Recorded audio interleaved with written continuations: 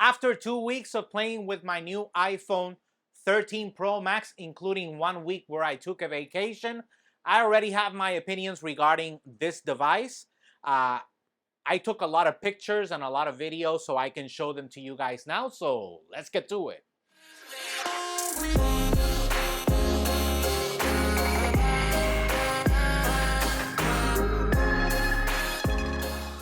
Okay, let's get right into it. I'm going to start talking about the look. In the meantime, you will be seeing pictures and videos that I took with both the 13 Pro Max, 14 Pro Max, the 14 Pro, and the 15 Pro Max, so you guys have an idea for comparison. So this is going to be a little different of a video. You're mostly going to be seeing those things while I'm talking. But anyways, let's start with the look. I honestly like the look of the iPhone, especially those edges that bend a little bit so they don't cut into your skin as much. My phone, the one that I had before, was the 13 Pro Max. I switched over from the 13 Pro Max to the 15 Pro Max. I gotta admit, I like the Sierra blue color better than I like this one. I picked the blue titanium. My wife reminded me I was gonna pick actually the natural titanium, but my wife reminded me that I was only going to get the Apple Watch Ultra 2 if it came in black. So she was like, "Why are you gonna get the phone in natural titanium when you don't even want the watch in the natural titanium color?" So I got the blue titanium. I like it so far. No scruffs or anything like that. It does automatically stick the oils, but that's something that happens with every other phone. So I honestly, I don't care. I have it in a case anyway, so most of the times for me that's clean. Moving on to the battery life. Now, as I just stated, I had the iPhone 13 Pro Max, so it had a lot to live up to. Of the Pro models, the 13 Pro Max is the one with the largest battery life on a Pro iPhone model. So the comparison is actually not that bad. Maybe a little bit less, the battery lasts a little bit less, but it's honestly negligible at this point. I was actually very impressed considering all the problems that I saw and heard from the iPhone 14 Pro. I thought that this was going to be more of the same, but it's actually not. It's actually a very good battery wise. It's actually very good. So if you want to move away from the 14 Pro Max or the 14 Pro just for the battery life and you have the financial capability to do so, that is one good reason for you to make that change. Before I continue, I want to talk about CaseQ. They are not promoting this ad, so just in case, I am giving them the promotion because their cases are honestly that good.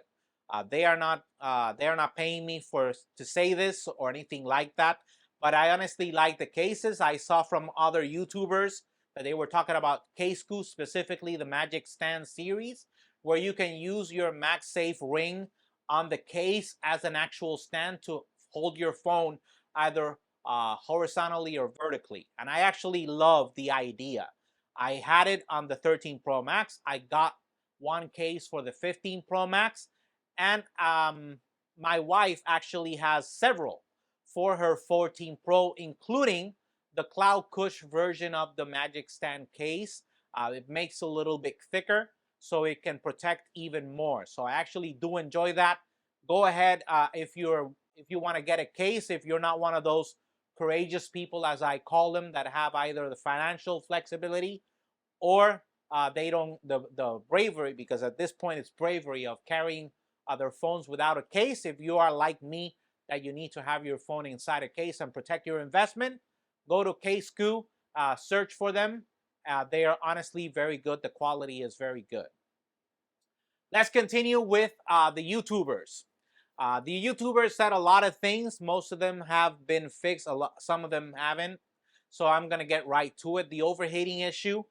This has been fixed with a future update that they've done. But before that, when I had both my phones, I started comparing and I saw that the phone, specifically when charging, was getting pretty hot. But then again, my 13 Pro Max was getting as hot or maybe even hotter when I was just using it, and it was no longer my primary phone. I had already switched everything over to my 15 Pro Max. So every phone heats up. This is really a non-issue. People are just making an issue out of something that's really a non-issue. Again, my 13 Pro Max, without me using it as my main phone, got hotter than the 15 Pro Max being my primary phone. So it's just something that happens. They have narrowed it down a lot. My phone gets a lot less hot when I'm charging it and when I'm using it. So I guess they did a good job with the updates, whether it was throttling, which is going to cause then YouTubers to freak out because you're not giving me the full speed. There's no way to please. So anyways, moving on to the breaking and or bending of the phones. I saw a lot of videos out there where they grab, and I'm going to use my XS as reference, which, by the way, the intro was recorded in this. The rest of the video is being recorded on the 15 Pro Max. They took the phone, held it this way, and then started pulling with these fingers and pushing with these fingers. Obviously, if you want to break something, you're going to achieve it at some point you're going to achieve it. And this is not something that's naturally done with phones. Nobody holds their phones like this and makes the pressure that they did in order to break the phone. So it's not that, oh, it breaks easily. Yeah, it broke with a certain amount of force, but I'm pretty sure that if you do that with any other phone, eventually it's gonna break. It might take some more pressure, it might take some less pressure, but eventually they're all going to break. So it's not a real comparison. Maybe what they could have done is done a sitting test where they put their phone in the back pocket and sat on it, see if it bent or broke, like it happened with years ago with the Bendgate from one of the iPhones. I think it was the iPhone 6 and the 6 Plus that it had the Bendgate issue where you sat on it and it bended. Obviously, it's going to happen. But then again, if you're putting your phone caseless in your back pocket, you either have the economic stability or don't care about your phone as much, especially if you forget. Because these phones are so big that even when I have them in my big front pocket, I still feel that the phone is there. I never forget that my phone is there. Anyways, next, the action button. I put it on mute the first time and I didn't really use it until I went on vacation last week. Then I started using it a little bit more. I went on vacation and I unmuted it when I was going to have it far away from me. So if it rang or I got any notifications, I could tell that it was making a sound. But the rest of the time, I haven't switched to any of the other modes that it has or anything like that. So far, the action button is more meh. At least it makes it more water resistant. It makes the entire phone more water resistant. So I'm actually glad about that. But the rest of it, I don't go one way or the other. Lastly, I'm going to talk about the big deal that YouTubers made when they said, oh, it's going to switch to USB-C and it's going to give you faster speeds on the Pro model for transferring your videos, etc., etc., etc. I posted a little while ago, and you should be seeing it on your screens right now, a comparison that I made. I recorded a video on the 15 Pro Max, a 17-second video. I recorded it. It was ProRes HDR. I transferred that video over to the 13 Pro Max, and I did different transfers in different ways to compare how the transfers went. And it was kind of like this. Through cable with the Lightning on the 13 Pro Max, it took 40 seconds to transfer. Doing it through AirDrop, it took 30 seconds.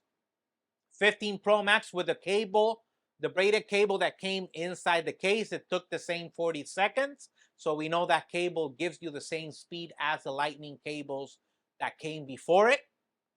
I used the Thunderbolt cable that I have from my Mac. It took 30 seconds.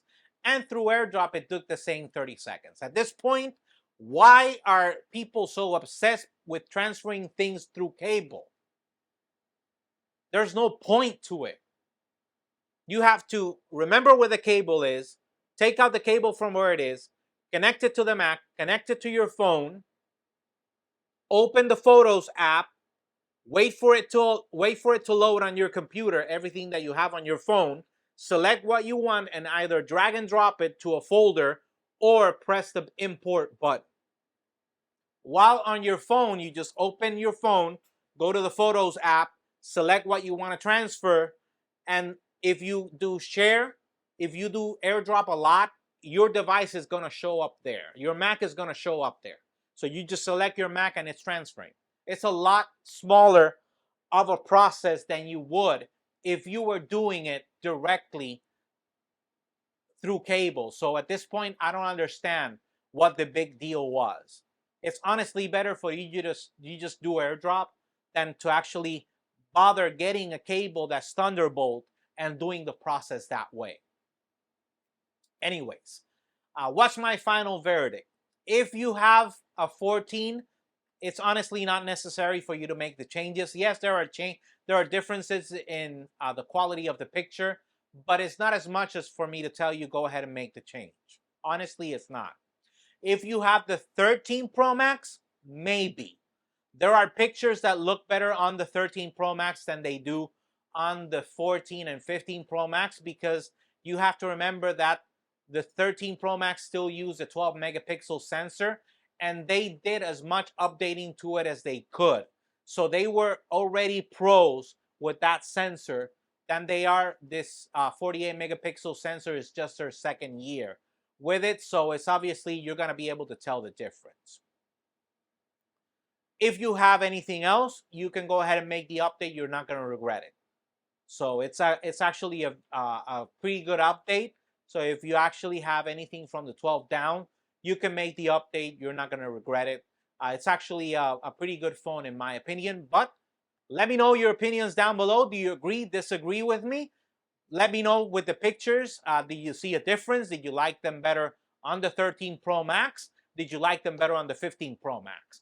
While you're down there, smash that like button, subscribe, and hit that bell so you can get notified when we have new videos. The only way you can do that is if you're signed in with your Gmail on YouTube, either your app or youtube.com. And that's the only way, again, to leave the like. And not just for me, for any other YouTuber that you like and you want to support is the only way to do that. It would be greatly appreciated. As always, we're available on Facebook, Instagram, Twitter, and obviously YouTube at JR Abrams Tech, so you can stay up to date with the latest news and rumors about tech. Until next time.